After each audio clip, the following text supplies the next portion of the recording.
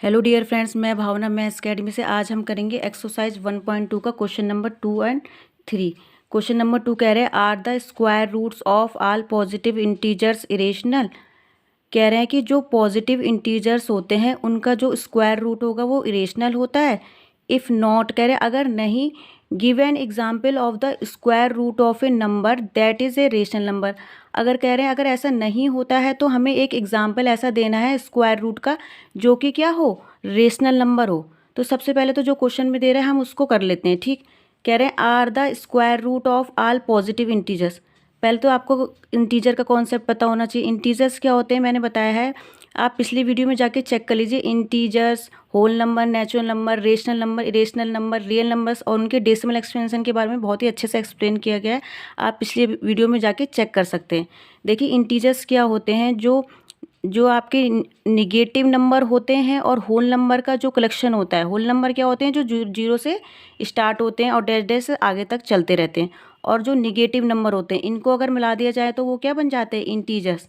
ठीक है, और वो सिर्फ बात कर रहे हैं ऑल पॉजिटिव इंटीजर्स। किसकी बात कर रहे हैं, ऑल पॉजिटिव इंटीजर्स। तो जीरो की बात नहीं हो रही, क्योंकि जीरो ना ही पॉजिटिव होता है ना ही निगेटिव नंबर की बात कर रहे हैं। तो सिर्फ हमें किस में फोकस करना है, पॉजिटिव इंटीजर्स की बात कर रहे हैं। तो कह रहे हैं are the square root of all positive integers irrational. वो कह रहे हैं जो पॉजिटिव इंटीजर्स होते हैं सारे, क्या उनके जो स्क्वायर रूट होते हैं वो इरेशनल होते हैं। अब आपको पहले तो इरेशनल का कॉन्सेप्ट पता होना चाहिए।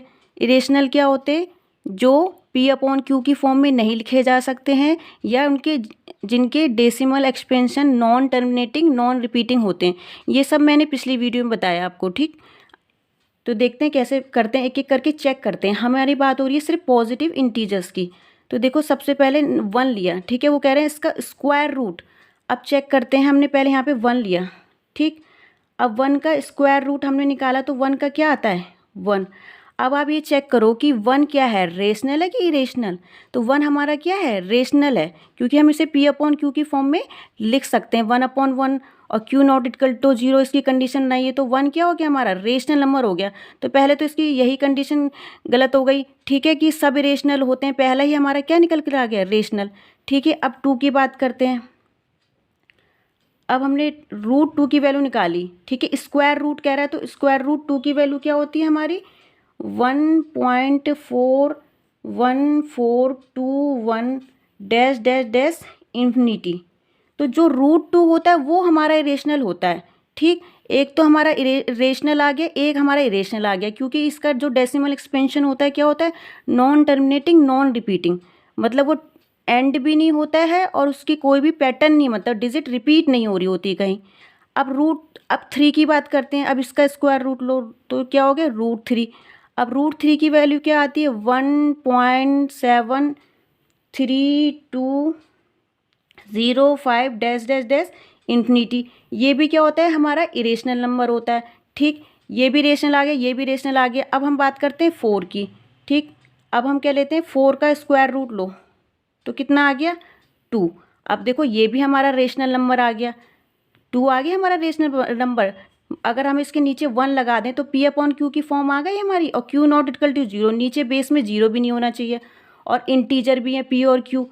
ठीक, तो ये हमारा ये भी रेशनल नंबर आ गया, ये भी हमारा रेशनल नंबर आ गया।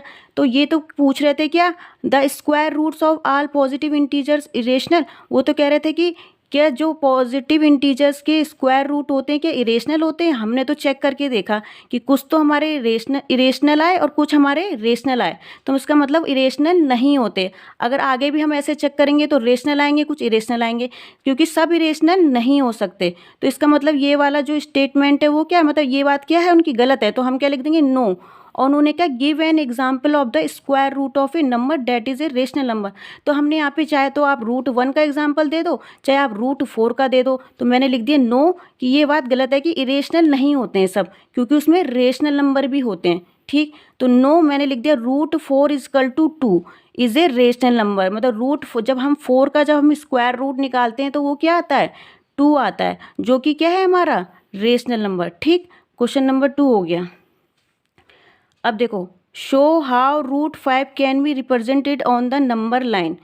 तीसरा क्वेश्चन कह रहा है कि हमें √5 को नंबर लाइन पे हम कैसे रिप्रेजेंट करेंगे। ठीक। अब देखो सबसे पहले तो हमने पढ़ी है कि हमारी पाइथागोरस थ्योरम क्या होती है।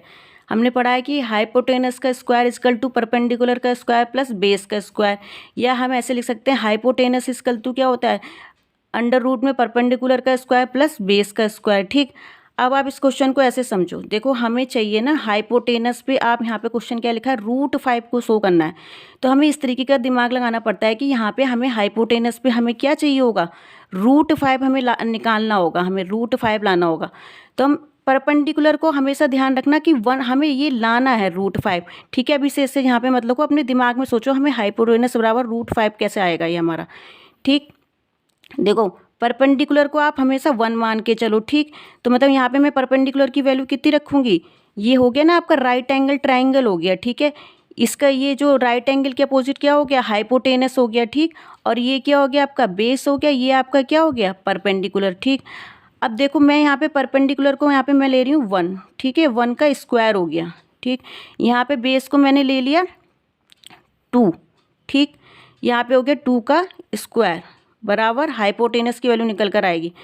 अब यहाँ पे हमने करा 1 + 2 2 जा 4 बराबर हाइपोटेनस, तो यहाँ पे कितना आ गया √5। तो हाइपोटेनस की वैल्यू कितनी आ गई √5। अब यही जो हाइपोटेनस बराबर √5 होता है, हम इसको कैसे नंबर लाइन में शो करेंगे। तो यहाँ पे हमारा हाइपोटेनस यहाँ पे कितना निकल कर आ जाएगा √5। आप समझे, अगर मान लो यहाँ पे √2 दिया होता ना, √2 दिया होता, तो हम बेस में यहाँ पे बेस में क्या ले लेते हैं, यहाँ पे 1 ले लेते।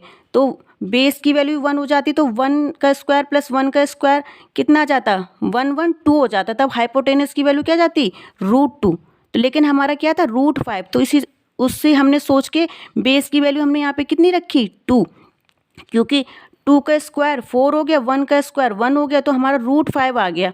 अब बस हमें पता चल गया हाइपोटेनस बराबर √5 आ गया। अब इसे हम नंबर लाइन पे कैसे ड्रॉ करेंगे वो देख लो।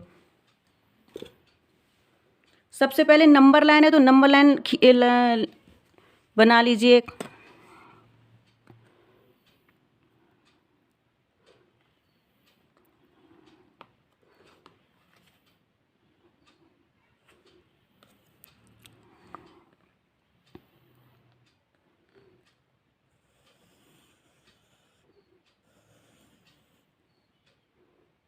ठीक।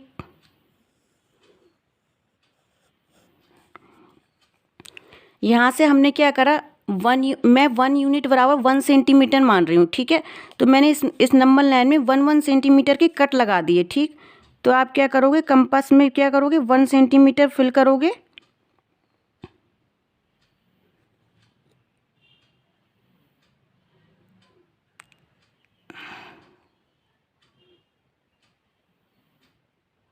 ठीक है। ये 1 सेंटीमीटर मैंने इसमें फिल करा, और यहाँ पे 1 सेंटीमीटर रेडियस के आर्क लगा दिए मैंने। ठीक है।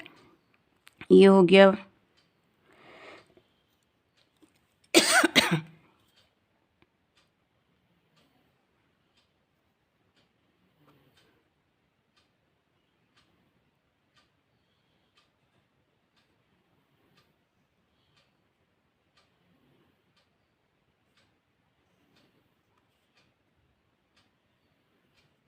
ठीक। कुछ ऐसे 1 सेंटीमीटर के आर्क लगा दीजिए। ठीक है। अब इस वाले को मैंने कोई सा भी आप मान लो, ये क्या हो गया आपका, ये हो गया 0। आपको पता है नंबर लाइन के इधर चलता है आपका पॉजिटिव, इधर हो गया आपका नेगेटिव -1, यहाँ पे हो गया नेगेटिव -2। ठीक है। ये हो गया आपका 1, ये 2, ये हो गया 3। ठीक है। ये 4 हो गया। अब देखिए ये 1 सेंटीमीटर के मैंने कट इसमें लगा दी। अब क्या करना है, आप ये समझिए सेम ट्रायंगल हमें यहाँ पे बनाना है। ठीक। अब यहाँ पे चाहे तो आप ये बेस इक्वल टू, मतलब बेस हमें कितना लेना है 2 सेंटीमीटर। कितना है हमारा 2 सेंटीमीटर। तो ये हमारा बेस हो गया यहाँ से लेकर यहाँ तक 2 सेंटीमीटर का। यहाँ पे आप लिख दो, मान लो मैंने इसको मान लिया O और इसको मान लिया A। ठीक। और ये हमारा ये मैंने बताया अपने मैंने कि ये 1 सेंटीमीटर, ये 1 सेंटीमीटर, तो ये आपका कितना हो गया,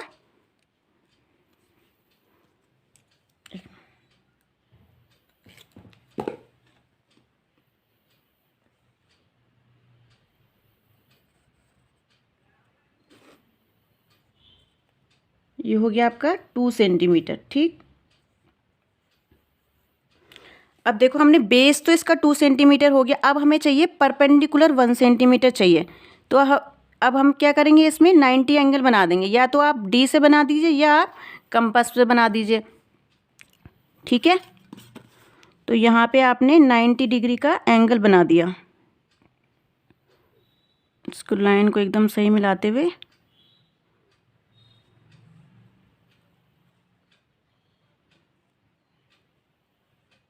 ठीक,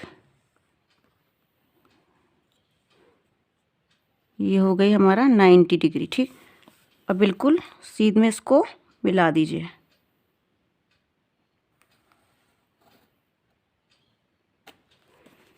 अब देखो बेस आपने 2 सेंटीमीटर बना लिया, अब आपको परपेंडिकुलर कितना लेना है, 1 सेंटीमीटर, क्योंकि मैंने यहाँ 1 यूनिट बराबर 1 सेंटीमीटर माना है।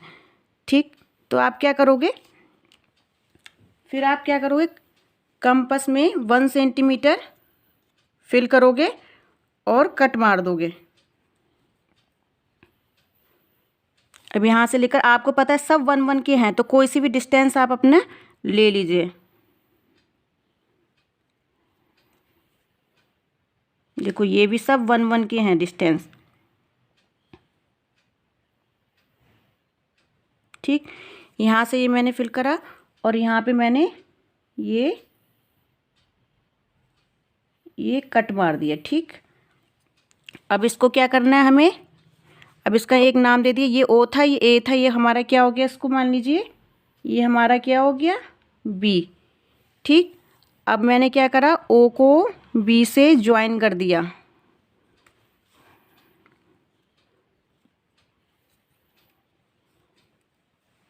ओ को बी से ज्वाइन कर दीजिए।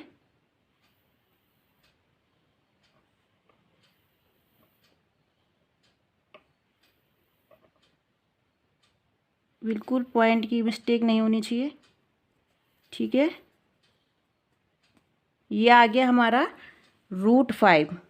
ठीक, क्या आ गया हमारा, ओ बी इक्वल टू क्या आ गया हमारा, √5। ठीक, ये हमारा क्या था, 1 सेंटीमीटर, यहाँ पे आप लिख देंगे क्योंकि 1 यूनिट बराबर 1 सेंटीमीटर ले रखा है, तो ये हमारा 1 सेंटीमीटर हो गया परपेंडिकुलर, और ये हमारा बेस हो गया 2 सेंटीमीटर। तो हमारा हाइपोटेनस क्या निकल कर आया, अभी मैंने दिखाया था, जब परपेंडिकुलर प्लस बेस का स्क्वायर, परपेंडिकुलर प्लस बेस का स्क्वायर है, तो हाइपोटेनस की वैल्यू क्या आएगी आपकी √5। ठीक, पाइथागोरस थ्योरम से। अब आप क्या करोगे, ये तो आपका हाइपोटेनस √5 आया, लेकिन हमें क्या दिखाना है, नंबर लाइन पे हमें दिखाना है कि √5 कितना होता है, √5 नंबर लाइन पे शो करना है। तो आप सिंपली फिर क्या करोगे, जो ये √5 वाला हाइपोटेनस है उसे आप कंपास में उस रेडियस को फिल करोगे, यहाँ से लेकर यहाँ तक का।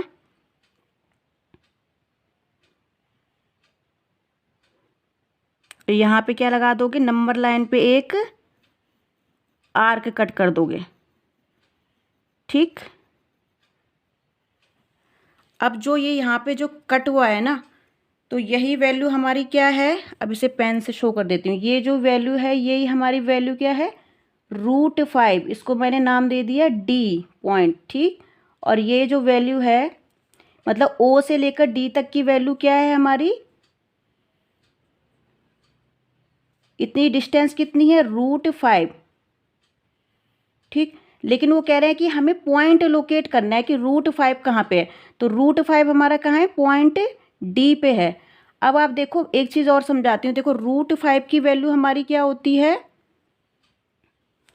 2.236 होती है। आप अपना आंसर भी चेक कर सकते हो, डैश डैश आगे तक। ठीक, तो 2.236 का मतलब आप समझ रहे हो, मतलब ये मेरा यहाँ पे क्या था, देखो 0 से ये था मेरा 0 से 1 और ये क्या था 1 से 2 ये था। अब देख लो 2.23 मतलब 2 और 3 के बीच में आ रही है वैल्यू और मतलब 2.2 है, मतलब 2.5 भी नहीं। अगर 2.5 होता तो इसका जस्ट आधा होता, तो इसका मतलब हमारा आंसर बिल्कुल सही है। 2.23 मतलब 2.3 के लगभग है। तो आप देख रहे हो ये लगभग किसके बराबर हो रही है, 2.3 के लगभग हो रही है। तो ये हमारा क्या हो गई, √5 की वैल्यू बिल्कुल, इसका मतलब हमारी ठीक है 2.236 के लगभग बराबर हो रही है। तो इसका मतलब जो हमने यहाँ पे पॉइंट शो करा है √5 नंबर लाइन पे वो एकदम क्या है, ठीक है। आई होप आपको ये समझ में आया होगा। अगर आपको मेरे वीडियो पसंद आते हैं तो मेरे चैनल को लाइक कीजिए, शेयर कीजिए, सब्सक्राइब कीजिए। Thank you.